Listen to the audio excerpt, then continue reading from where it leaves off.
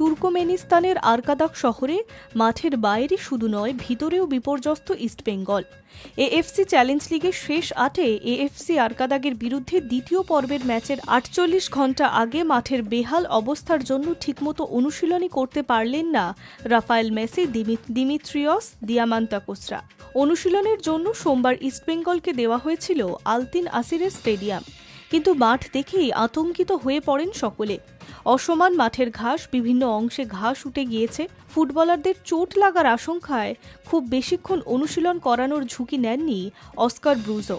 ইস্টবেঙ্গলের এক সদস্য বলেছিলেন, অনুশীলনের জন্য যে মাঠ আমাদের দেওয়া হয়েছিল তা একেবারেই খেলার যোগ্য নয়। যে কোনো সময় বড় চোট পাওয়ার সম্ভাবনা রয়েছে। এই কারণেই ১ ঘন্টার কম অনুশীলন হয়েছে। অবশ্য বেশিক্ষণ প্রস্তুতি নেওয়ার পরিস্থিতিও ছিল না।